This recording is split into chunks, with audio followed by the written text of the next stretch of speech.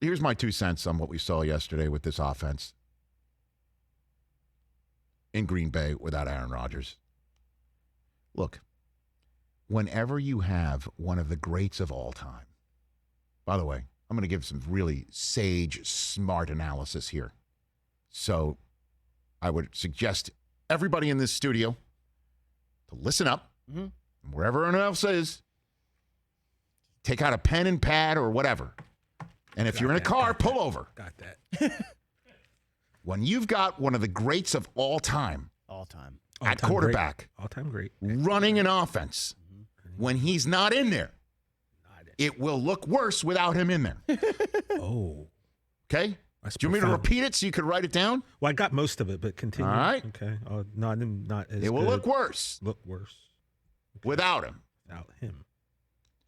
Now, you made mention, Christopher, last week, again, because I talk about this game all the time, the Thursday night football game, the week after Thanksgiving in 2007, when Aaron Rodgers got in there for an injured Favre in the middle of the game and actually ran the offense very well in the second half. Took him some time to finally get his sea legs under, but when he did, it looked terrific.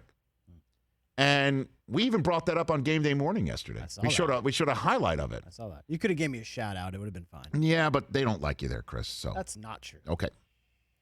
So even though there's still an indentation of the old NFL Network doors on your ass that was planted there on your way out. It's just not true. Okay. But we showed that game yesterday under the concept of, hey, if Jordan Love looks like this, maybe it'll plant the same seed in Packers brass as it did back in that day, that moving on from their all-time great wouldn't be so catastrophic. Well, that didn't happen yesterday. No, it didn't. Didn't happen yesterday.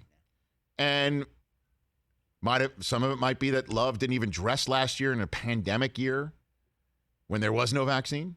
Now we're in a pandemic year with a vaccine. Not going to go there. Don't worry. But Rodgers is going to come back. Yeah. He's going to come back most likely next week. The whole idea that he won't be cleared medically to play until the day before the game, meaning he won't play, is laughable. Like Rodgers, Rodgers not practiced up in year 20 million of the Packers franchise. Praying that Rodgers is He's cleared. playing the game. I mean, clearly you saw on Friday that he's feeling better. Yeah. And so, he'll be clear. He'll be clear of 10 days of symptoms. And I don't even need to think he needs to test negative, because believe it or not, you can test positive having had it for a long time, but not be considered contagious anymore. Right. He's playing. And when he comes back, he's going to be terrific. Now, he might be less than in his first game back, because this COVID is, what's the word for it? It's a bitch. That's what it is. I've had it. And it messes with your brain and your thinking, your cognitive thinking, and your. I had COVID fog for weeks, and you're tired and you're beaten down.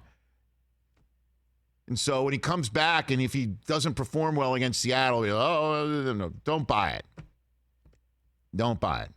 And when it all comes down to it, I think my stance remains the same of what were the Packers even thinking about drafting somebody else. Now, his stance on all this subject matter might turn off more of the fan base, because there's a large number of people who support him and don't on this subject matter. I don't know about that for the future. That's down the road.